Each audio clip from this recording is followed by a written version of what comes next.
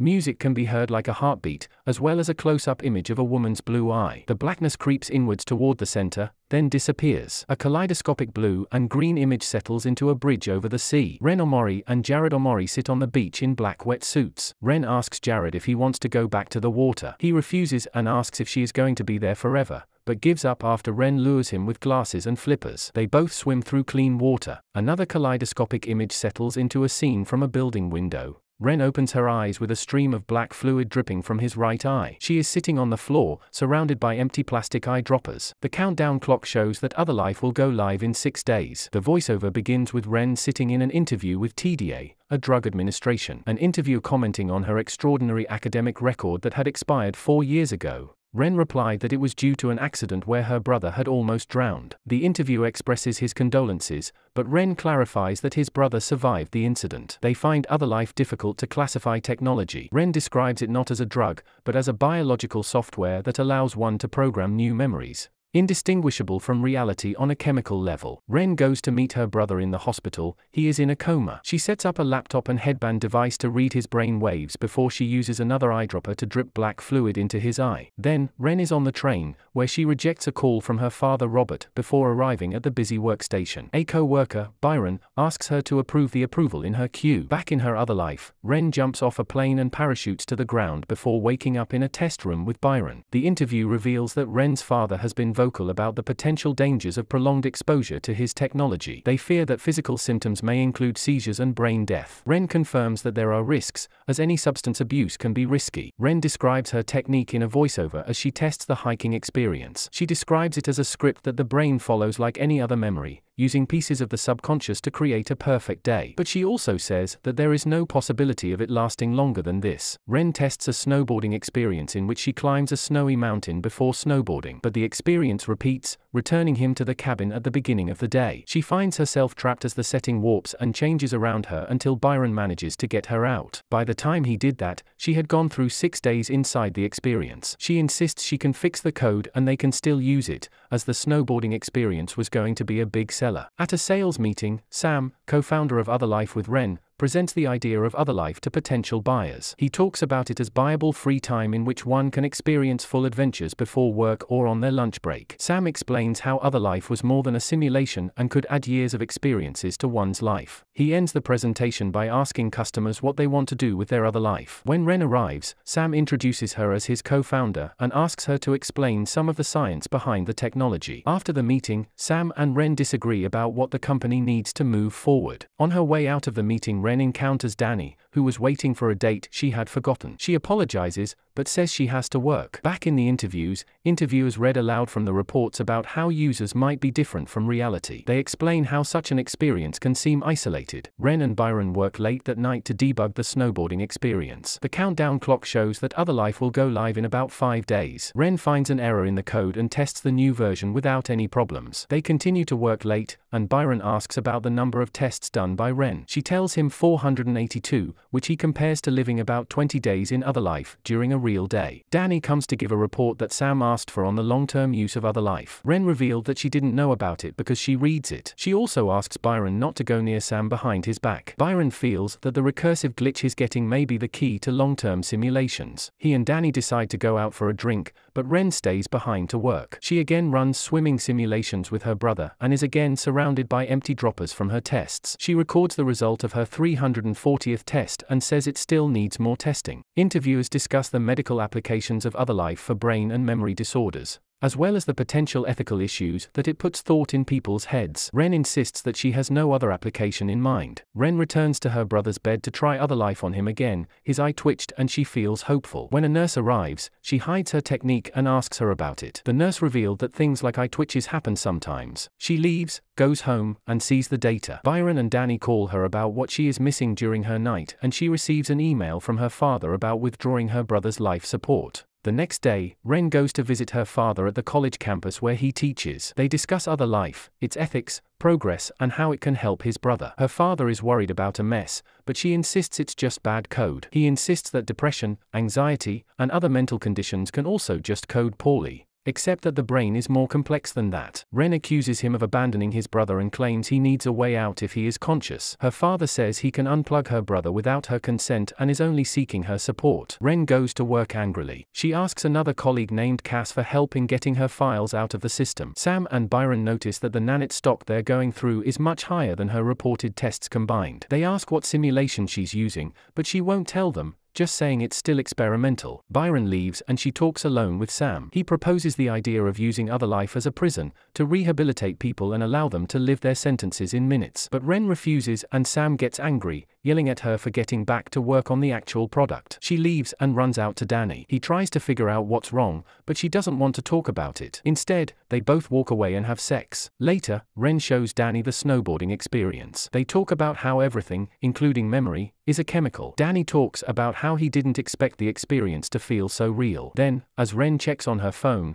Danny grabs another dropper from her purse and tries thinking it was one of the same snowboarding experience. Instead, he finds one of Ren's experimental people where she swims with her brother. He starts having seizures and can't wake up, so Ren calls the ambulance. The countdown clock is a little less than 5 days from the release. Ren and Sam talk with the legal counsel. When they call other life a drug, she corrects them and explains that it's actually a software. Sam decides to talk to Ren alone and questions him about the experience of killing Danny. Every other experience was repeatedly tested and approved, but only Ren tested that one. Sean changes. In the interview asks Ren what her ambition for technology is, but she doesn't answer. To handle the situation without sending Ren to jail, Sam arranges a deal where instead of charging him, Ren will agree to be a trial patient for a year's imprisonment in other life. Sam pressures her to do so, to keep the company alive, but she doesn't want to. She discovers that Sam was still planning to use the imprisonment application of the technique behind her back. Sam insists that a minute of her life is better than the alternative, noting that she killed someone with an unchecked sample. She agrees. Ren, Sam, Byron, and several officers go to the testing room. The 365-day trial is much longer than the usual 24-hour simulation, so Ren nervously questions Byron to make sure everything is checked out. Once Byron puts her down, she finds herself in a small room where there is a screen with a wall large number 001. She can hear electronic echoes from the digital number. The room has a sleeping mat, a toilet, a tablet and a hatch for pens, food, water and toiletries. She exercises, eats, and keeps notes on her tablet on how to improve the space, only remembering that no one else will be able to read those notes. When the cell is reset for the day, the light turns red and the number changes to show 002. She misses Danny and bangs her head against the wall. Ren murmurs and reaches for her fingers between the lattices on the floor to distract herself on the third day. What would you do if you had to live in such a place? Comment down below. Hit the like button and subscribe our channel. On the 5th day, she remembers swimming with her brother, and she remembers losing him and watching him wash on the beach. She promises her brother that she won't forget him. She starts paying attention to those who were awake from a long coma and what caused those people to recover. As the days go by, she argues with herself whether her brother is really gone or not, and whether she can really return to life with programming. Day 365 arrives, and she waits as the lights turn red. But then the room is reset to 001. Ren gets nervous and realizes that the exit routine doesn't work. She screams and starts breaking things up. Eventually, she still lies in the damaged room, but hears the whistle of the wind. She opens the hatch and finds a gap that she pushes. Through the gap, she finds and rips a plastic sheet and climbs into a warehouse like a cell-covered cell with that plastic sheet. She finds stores of food and water she was eating, a monitor room and a guard's table. The guard returns to his desk and sees him, so she grabs the key and a coat to escape from him, stealing a truck to escape. Ren walks down a busy street, finds ads for other life and sees people everywhere. Ren calls the hospital to ask about her brother and returns to her workplace to find it empty. She buys some new clothes and sees a magazine cover with Sam's face. She goes to the police, and they find that a missing persons report was filed for her, but she was also listed as a resident in Italy for the past year. She tries to tell them what happened to other life, including the fact that she was a co-founder, but the police have not found any evidence of any of the allegations filed against him. When they go to examine the cell, they find nothing but the remains. She checks her apartment,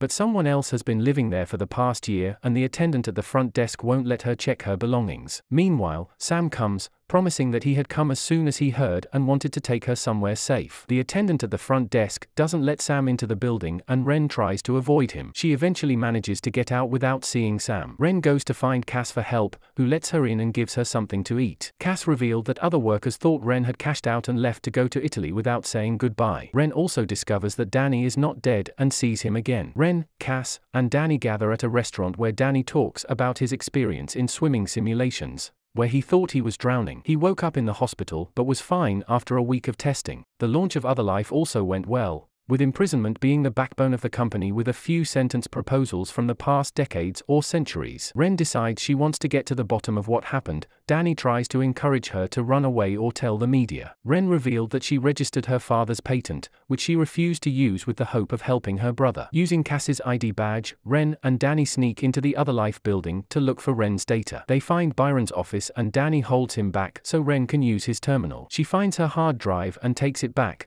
but Byron manages to alert the officers, so Ren punches him and they both leave. Danny and Ren manage to escape, but Cass is captured by the officers. Ren explains that they will need an Other Life printer when they run away, but since there are most of them in the Other Life building, they leave town to arrive at Robert's house. When they arrive, they find the house empty, so Ren gets to work. She wakes up at the desk the next morning, and she and Danny take a moment to take that space as they have breakfast. Ren apologizes to him that he forgives her, and they have sex. The image of her eye is visible from the beginning of the film, and she wakes up hearing the sound of her father coming home. Ren goes to talk to him and tells her father how Sam stole her work. She also finds out that her father was the one who filed the missing persons report. Returning to the printer, Ren explains her swimming simulations. She says that when Danny took it, it gave him the experience of being underwater and he drowned, subconsciously choosing the choice of how the simulation would go. Ren's intention when designing the experience was to create multiple branches to give Jared a choice, and a choice where he could get out alive and thus wake up. Her version of Other Life was one with the option of rewriting memories, which was dangerous and drug-like. She also expressed concern that the company would eventually refine it at the same point. Robert says he will call the TDA to take up the security challenge, which will tie Sam to the review for a while and give him time to complete it. But Ren prints the experience and insists that it will work when her father asks if she has already completed it. She goes to the hospital to give it to her brother. After a few moments, he wakes up and Ren is happy, but then he starts having seizures uncontrollably. Ren hesitates, cries, then finally pulls the plug. She stays next to him in the hospital at night until Sam comes to her. He describes seeing how Jared had decided to live in a dream world rather than wake up. Ren begins to see the glow of the test room, people screaming and confused, and Byron is asking her to wake up. The hospital disappears and she returns to the beach alone again,